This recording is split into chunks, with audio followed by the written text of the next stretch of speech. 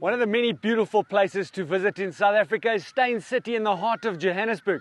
This is a golf course that's hosted a number of prestigious tournaments. And in a similar area here, you might remember 2022, South African Shaun Norris, with a 5-iron in hand, headed into the middle of the green, 2-putted, to secure his first of 2 DP World wins. And it's gone on to greatness. And I just find, for me, when I drive in here, there's this sense of class and sophistication and absolute beauty. The golf course designed by the great Jack Nicklaus and has been such a glaring, wonderful opportunity for golf in the central Gauteng region and of course here in Johannesburg. We all know that early in the new year, LIV Golf will be coming to South Africa and they're going to be coming to play this golf course. You'll see in the background there's lots of construction going on, there's additions being made to this golf course to challenge the players and to of course accommodate the thousands of people that are going to come and enjoy watching some of the leading players from around the world. Of course, the Stingers, that's a big talking point for us. We love our teams. We love South African rugby, cricket, and of course, golf. It's going to be a great spectacle. I'm going to go out on the golf course with my friend, Gcobani Bobo, who's a rugby enthusiast, analyst, and of course, a great player in his own right. We're going to go play a couple of holes, have a look at the golf course, give you some nuances around how it's going to play, what it's like, and potentially what these professionals are going to face. Join us out on the golf course.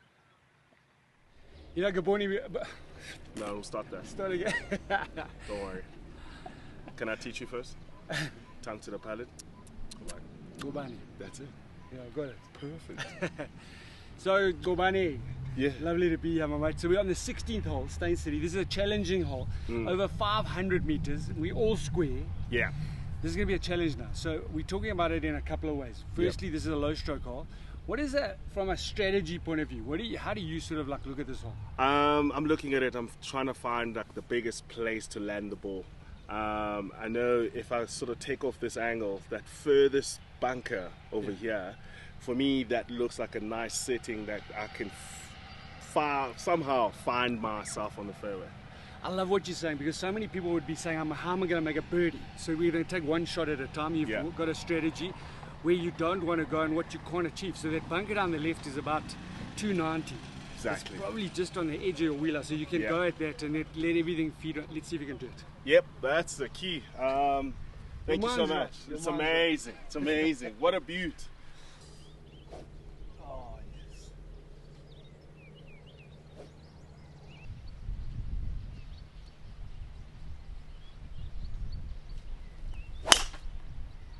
Wow. You didn't even have to worry about that bug. You just flown everything. Yeah, at least somewhere around there. It's a par 5, isn't it? That's a good shot. That's a good shot. If you hit it hard enough, you clear all of England. Those days are gone. The older I get, the longer I was. Okay, let's see where we go here. Oh, that's a super. Down the middle. Go, you good thing. Okay. So Dave, you got about 289. It's a par 5. 289. It says dream on. 289. Are you joking? You're gonna try and keep this down the left-hand side. Oh man! It's another par 4. Here we go. Just up the left-hand side somewhere. Oh, that's a class. Oh, I get that a lot.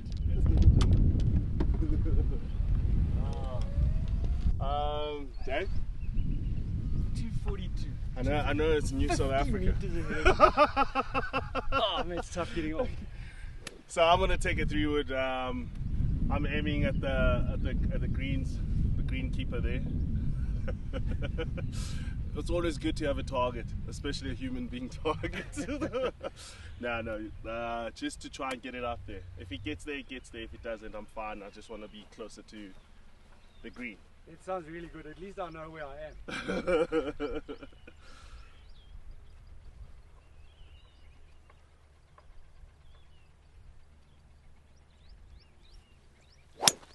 What a shot. My aching nerves. Well, at least the target was there. Oh, he's on the green. And wow. I'll take that. There's a bit of talent hidden in there, eh? Wow. It's one of those things. It's got 73. Okay, cool. the back of it is 90. I mean, there's a little bit backstop there. Look at me talking like as if I'm a pro. I know you can spin your wedges, so go past the flag. Oh, we'll see. Let's see what we can do here. It's got a lob wedge. Try and hit it wide enough.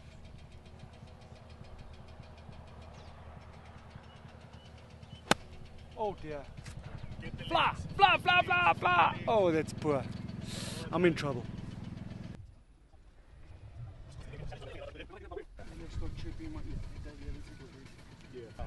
Short game is yours. Let's see.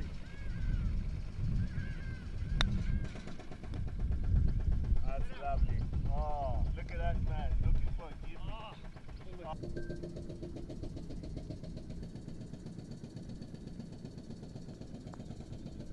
Oh, it took an ugly bounce as it Got a took bounce all over a little edge there. So you're gonna put a bit of pressure on me. You're gonna sink it for me. No, I'm good. I'm good with the flag out. Thanks, Dave.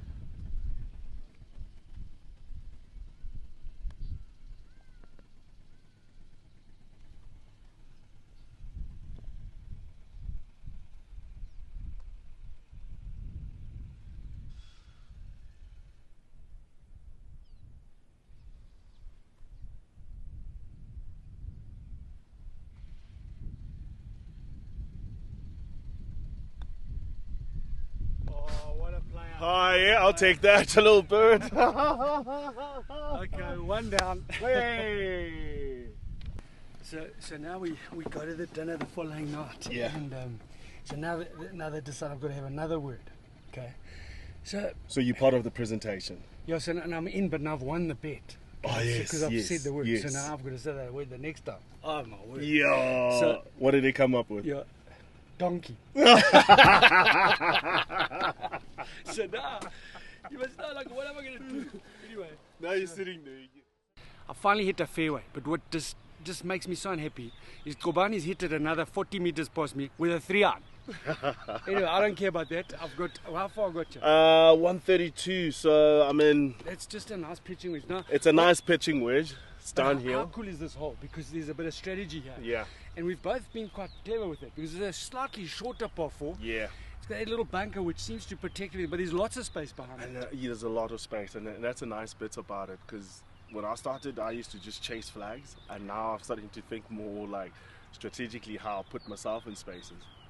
That sounds like a good plan. I'm not Yeah. sharing any more of my info. I'm taking everything. I'm taking everything.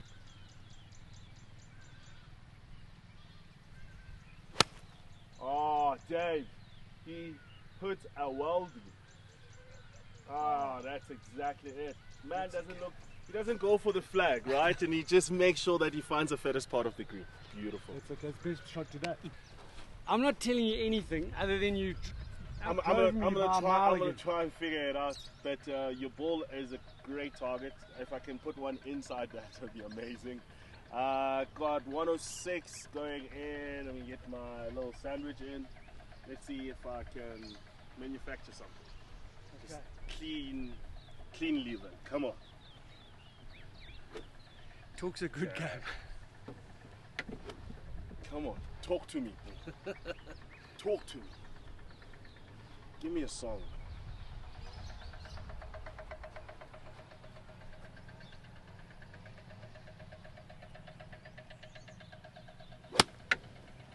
Good looking shot. Oh, Oh, a little tug. Oh, we found a weakness. We found a weakness. Here we go. Can't play from the short grass. I'm so happy I'll fix the dirt. Oh, it's not bad. How do we grow the game? We can never be involved in politics that No. above our heads. Yeah. I'm not great putting off.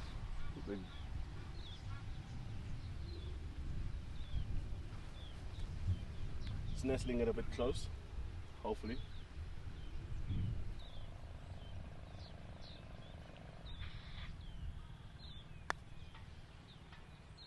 It looks good. Stop it. I love that.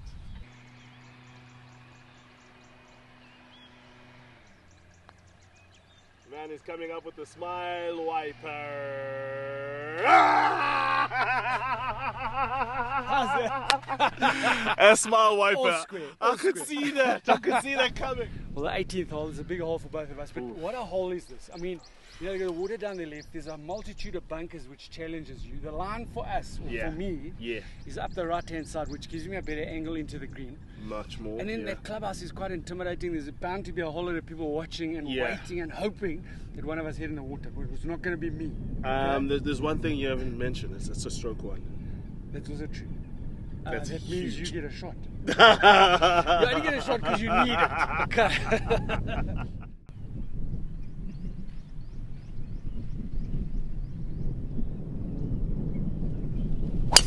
Oh, Dave. Oh, no. Stop it. Leaking a bit, but should be good. Get left. That's safe. That's just here. That is as safe as houses there.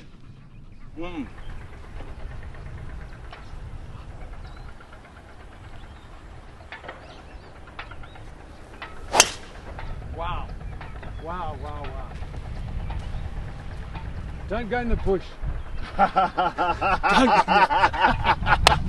259 against the wind. As you can see, the wind is coming off your left, and you don't want to go left.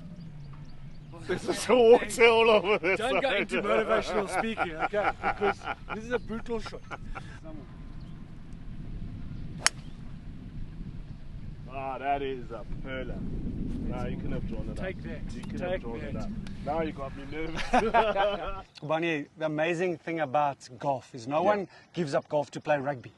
Yeah, that's so true. It's the other way around. Now you're here, you found yourself playing the game. But let's just rewind the tape, because you and I spent a lot of time in the same region. You went to Dale College. Yeah. I went to Queen's College. Kudu. Big rivalry back in the day. Kudu, a winded kudu. I can see you. I can see how you're flowing. Yeah. I think I went there a few years before you. And I guess Dale College kind of set that rugby fire alight for you. Is that where it all started? It is exactly where it all started. My father, born in Alice, Eastern Cape, man. Only thing he knew was cricket and rugby. I thought I was cool, you know, growing up in the township in Zwelice, just outside King Williamstown. I played football, soccer, and I was doing all right, you know. I got into the under 17 sort of border provincial side, and my dad always used to tell me, like, I must play like the real sport. So his whole thing was to get his son at Dale College, because he used to see all the Dale College boys walking around with their bashes every weekend. They used to go and scream and shout for them when they used to play against Selborne, Queens, and all those derby games. So so when I went there, It's okay. no worries. So when I got to Dale College, I remember there was hockey for winter, cross country, and rugby. And I found out quite quickly that rugby was big, because after the first team trials, which was littered by buckies from Stutterheim and everywhere, and everyone came around just for the trials. It was a big occasion. We had a first team test. I didn't even know the clue. I didn't have a clue about what positions were and everything. So from there, played my first game, where I got my nickname from my English teacher, who was my 14's coach. Called me Bobs because he couldn't say Gcobani, and he's saying it beautifully. Yeah, I was stuck, because the first game I played, I scored a try. I dived like a goalkeeper over the try line. I thought to myself, oh my goodness, I don't know what to do. Because in football, you know, you take off your shirt and you run around and people sort of chase you. And I was sort of caught up in this moment. And from then on, rugby became something that I enjoyed. Made lots of mates, I made friends. And one thing that really brought me to it was just the ethos and the values that the game came with. And that's something that it became pastime with me and my father. We started watching games in the morning, and that we got to know each other personally, which was something that I'll forever be grateful for. But I think, just talk about your dad, you know, so I think for me, when I'm listening to the story and I think about the times with my dad, Sunday mornings going to play Rand Park as a little kid, I used to play with the ladies' tees and watch him and just take so much from him, because my dad's an absolute gentleman, always did everything correctly, and it was a great learning thing for me, you know, and went on to play a lot of golf. But then let's just fast forward a little bit, because under 19, you play South African under 19. Yes. Lucky enough, I got identified pretty early. I went to under-17 tournament. They picked a side there. I was made captain. This is at the heat of rugby. In 1995, Springboks have just won the World Cup. I'm wearing the number 6 jersey. I'm the captain of the under-17 side. You could imagine everyone starting to say, the next one's for Pienaar. Yeah. Which is now the next year. So who knew? And then I got to the under-19 side. I had roommates at AC schools of John Smiths, like Bakkie Sporters, the guys that I grew up with. And I captained the under-19 team. The Joel van Niekerks were there. Wow. And it was one of those, for me, it was knowing your self-worth and understanding where you are and where you're sitting into the space, and the game was giving me so much opportunity. I mean, to be given leadership was quite important for me, because as a child, as I was growing up, I was a very a bit withdrawn and never wanted to express myself, and rugby gave me an outlet where I could get physical, which was something that I really enjoyed. And then to have to be a leader and take responsibility of the group, and I had Peter de Villiers as a coach, which was quite an interesting times, and what a time of my life. And I started traveling the world, that's another thing, because you get that little small Springbok jersey on you, and it's under 19, and you just want to grow that bok on your chest. And you got it to the big bok. You eventually played Test rugby, but just before you do that, how did you make the transition from flank to centre? So this is happening right at the same time. So there I was chuffed. I got called into the South African rugby head offices. Walk into the office, sitting there is Nick Mallett, who just coached the Springboks to 17 games unbeaten. Next to him was Jay Quiet, and they said, how you doing? Congratulations, well done. Just want to put you back to reality. Koninkryg is the smallest flanker we have, and he's struggling just to keep up weight, and he's about 20 kilograms heavier than you, he's a head taller than you. If you want to play professional rugby, you have to move to centre. There I was, I'm like sitting back, I'm like, words coming from Nick Mallett. So first of all, he knows me. Yeah. Second of all, he thinks this much of me that I could transition to centre. And for me, that was it. I was headstrong, I wanted to see it through. Like I said, I wanted to grow that bok on my chest. It's such a wonderful story. And then you play your first test. Yeah. So what is that like? I can imagine the emotion, the adrenaline, just the whole vibe, and you run out and these people cheering for you, going crazy. What is that like? It was unbelievable. So got called into the squad, played against Scotland, so 2 test series, incoming test. And then the first game, I sat the whole time on the bench. I didn't get a run on.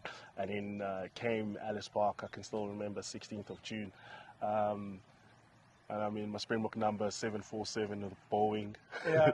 and I ran onto the field off the bench, and just, I could still feel it today. Like the hairs on the back of my neck just stood up, and I had these goosebumps, and I knew exactly who I was representing my country, going through what we had and the transition of the times. And for me to understand that, what an opportunity, some kid out there, he's looking at this and seeing it possible and being tangible.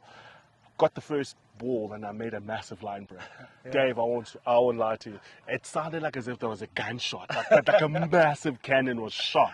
Yeah. And it took me a while to sort of recollect where I was and my whereabouts in that time. And what a beautiful moment. I'll cherish that forever, because the biggest thing for me, because of that relationship I had with my dad, I remember giving him the jersey. My dad, 1994 happened for him. He was already 49 years old. 95, he's 50. So me giving him that jersey, for him, this was a jersey that was maybe a jersey that he thought that no South African, a black South African could wear, make those days, right? And then me giving it to him, and just seeing his face and the emotions. Nothing was said. We just welled up, and it just brings back such good memories. It just shows you about this country, how people we are and how resilient we are and how much we want to make it work for us. Look how beautiful this place is. Absolutely. And obviously there's so many stories. The transition has gone unbelievably well for a 98 test for Siya Kolisi. What a leader, what a player, what a man. What a man. And there's a lot of guys that have come through that process, but now it's not anymore about it's not anymore about colour, it's about talent. And we've got so many good players. I went and watched a bit of the Craven Week. Yeah. And it's just, it's littered with everyone. Everybody's there, and it's so representative of who we are, which is great. But so your story is is a meaningful story. It's an inspirational story, and it's one that inspires people, which you do daily. Yeah. And then I want to just talk about your role now as an analyst, where I was saying to you earlier, you know, the authenticity of your description is nice for me because you've been there, you felt it, and you know what it's all about. How do you enjoy that role, and how does it feel for you? I love it so much. First of all, I look at it as edutainment. Yeah. I want to educate people about the game and take them through the feels of what a player feels like, what a coach feels like, because I'm covered both of those roles, and it's something that I embody within myself, and to show them how much it means and how fun it is, the game. Because the whole thing for me was about making rugby cool. I mean, I grew my locks as long as possible. I had Rasta laces just for the sake of it. I mean, I enjoyed music, I enjoyed rap, and I always wanted to make personalities. I always want to create. So my biggest thing for me as an analyst now, I want to be on those highlight reels for those boys, just singing their praises and enjoying them and celebrating them, because it's important that they see themselves as someone who has taken up their chance and made sure that they could be counted within the space. So for me, it's about just educating people, making sure it's as fun as possible, and hopefully that we can reach more ears. And I know, very importantly now, at this stage of your life, you're married to a beautiful lady, 8 years, you've got 2 children. How does that change your perspective about life? It's been the best gig ever. I call it the best gig because the joy that I get is a reward every day of walking into my house and knowing that what I'm trying to do is to create an environment that will be welcoming, an environment that will be inclusive to everyone, an environment where if I see my kids, they just give me that joy to get up again and try harder and face all challenges that come in front of me. And now the most important bit is what kind of legacy can I leave for them. And they've driven me into that way. I love the drive, I love the challenge, because it's exactly what you need as any other person. Getting the right partner and having kids is a phenomenal blessing. As a guardian now, I'm so humbled by it. Well, this gentleman is an inspiration. He's a legend of South African rugby, and he's a guy you can listen to every week on SuperSport. Gcobani Bobo, thank you. Dave, what a legend. Cheers, my mate.